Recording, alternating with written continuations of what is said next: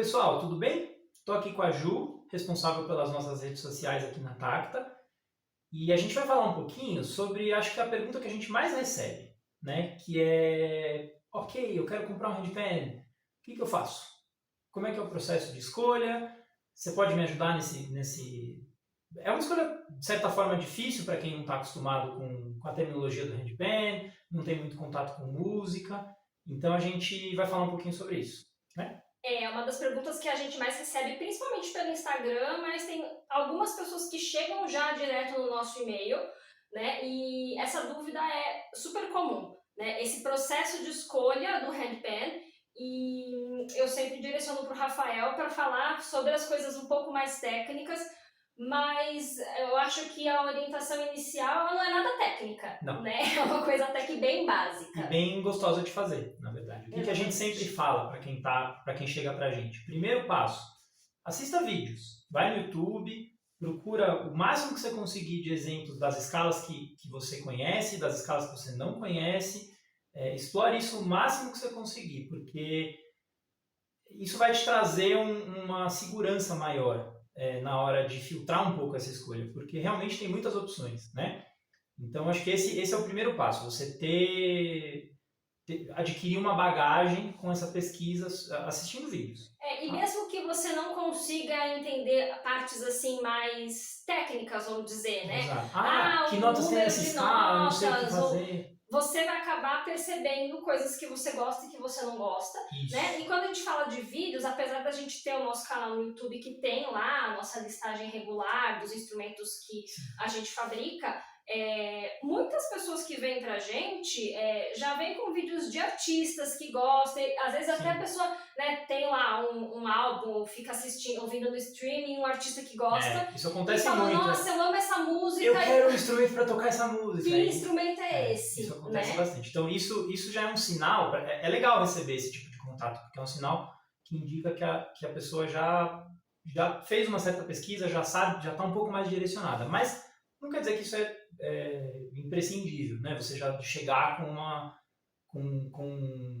coisa meio mais definida, né? Exatamente. Então, o primeiro passo é esse. Feito isso, você vai, é inevitável que você chegue numa certa lista aí, vamos dizer. Vai dar uma filtrada, né, no que você ouviu. E anota, claro, né? Quais você gostou mais, quais você não gostou, salva o link e manda pra gente. Então, esse é o primeiro processo. E é isso que facilita a gente ter lá os videozinhos no Instagram, no YouTube, que tem o Rafael tocando, né, demonstrando como que é aquele instrumento na prática, e também tem a demonstração das escalas. Isso. Né? Então, tocando nota por nota, né? Porque ajuda naquela coisa de você escutar e falar, nossa, eu acho que isso aqui vai bater com algo que eu queira tocar, com algo que eu desejo, né? Não só tocando, mas está listado ali quais são as notas, então se você tiver um certo conhecimento musical e quiser, eu consigo usar essas notas para tocar tal coisa ou não, também está ali. Então, feito isso, você vai chegar nessa lista aí. Eu sempre, o que eu recomendo?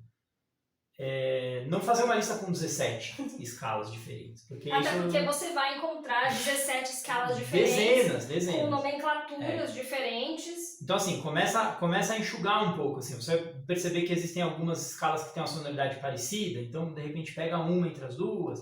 Enfim, vai montando essa lista. Então, você vai chegar aí não sei, não existe um número, né, certo. Escolha 3 escalas. Não, escolha algumas e aí traz pra gente.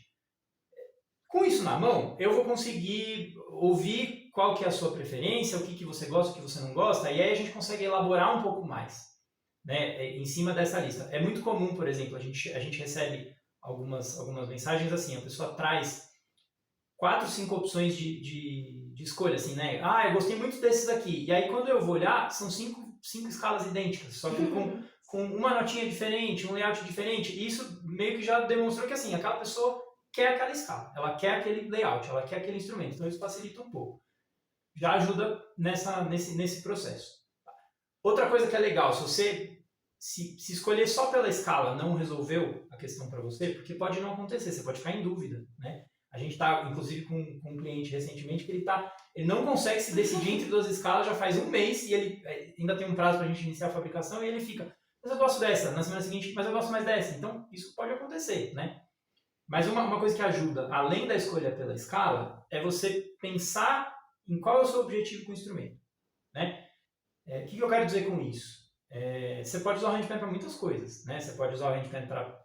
O mais comum é você usar o handpan para você mesmo, para tocar ali, né?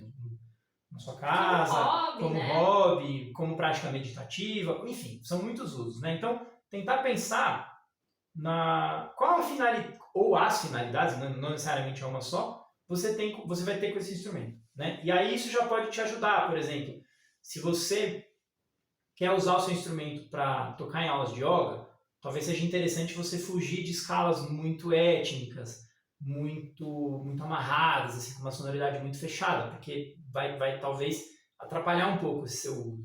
E aí, como é que uma pessoa que é leiga, como eu, por exemplo, que eu não tenho, né, um histórico com música, com teorias, como é que ela vai conseguir entender se essa escala é muito étnica? Talvez ela não consiga, então ela traz pra gente. Mas aí por isso que eu tô aqui também. Essa ajuda a gente vai prestar, né? Porque às vezes acontece assim, já aconteceu muito isso. Assim.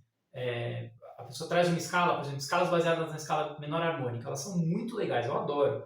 Só que elas têm uma sonoridade muito específica. E ela sempre vai soar daquele jeito, ela sempre vai levar para aquele caminho, meio quase árabe, meio mediterrâneo. E aí a pessoa vai tocar numa aula de yoga. E aí ela fala, não consigo tirar uma sonoridade diferente. Não consegue, não vai conseguir. Então, só um exemplo, né, de como isso pode... o que isso pode acarretar, né, no uso do instrumento, né? Então essa é uma outra abordagem. E na verdade o ideal é você fazer tudo isso junto. Né? Você colocar as duas coisas em conjunto, pensar na finalidade, pensar na escala que você gosta. Bom, feito isso, Rafael, eu estou com 2 opções aqui e eu queria que você me dissesse qual que é a melhor para mim. Eu não vou te dar essa resposta, nunca. Você nunca vai ouvir de mim assim, compre esse instrumento que ele é o melhor para você. O que vai acontecer assim, entre essas dezenas de possibilidades, talvez essas 2 ou 3 te atendam melhor. Aí qual que é o legal? Aí você vai fazer aquela pesquisa mais esmiuçada sobre aquela escala específica, ou um monte de vídeos sobre aquilo, sobre aquela escala, e aí isso vai te dar um pouco mais de respaldo para pensar assim, realmente, gostei muito. Ou, talvez eu goste um pouco mais da outra. Né? Quando a pessoa tem a oportunidade de conhecer o instrumento de perto, também, tocar, isso é legal. Às vezes ela conhece alguém que dá aulas ou alguém que tenha e ela consegue falar, nossa, cheguei nesse modelo, vou lá né, experimentar do meu amigo, do meu professor, isso é muito legal, mas infelizmente a gente sabe que não nem a sempre regra, é possível, né? até porque nem sempre você tem alguém... Aquela escala disponível. Aquela escala disponível, ou às vezes até alguém que tenha um instrumento próximo a você, isso já é raro o suficiente. Agora, a maioria das pessoas que compra acha até que nunca encostou no handpan, né? Exato. Então, assim, a gente até tenta, dentro da possibilidade do nosso cronograma e da disponibilidade da pessoa, receber clientes aqui na oficina. Não é algo muito comum e muito fácil de fazer, mas às vezes dá certo, às vezes acontece. Mas pode não ser com a gente, pode ser com um amigo, com alguém, pode ser, de repente, entrar em contato com um professor, com um músico e pedir assim, cara, você pode, de repente, toca aí pra mim algumas coisas que você tem nos seus instrumentos e tal.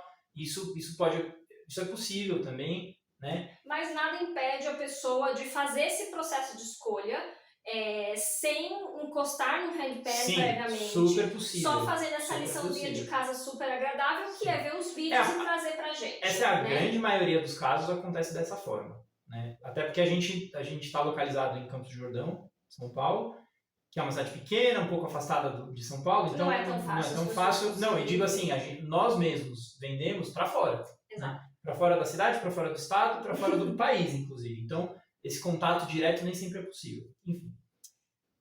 Acho que é isso. Acho que, diante disso, existe sempre a possibilidade de, mesmo assim, com todas essas dicas, você continuar com dúvida, continuar indeciso, precisando de um auxílio um pouco mais detalhado e mais esmiuçado. E aí, para isso, a gente está aqui também. Se mesmo assim, com essas dicas, você ainda não conseguir se decidir, escreve para a gente, a gente vai continuar esse contato, a gente vai tentar ouvir e entender o que está acontecendo naquela situação. Até chegar no instrumento ideal para a pessoa. Tá bom? Então é isso.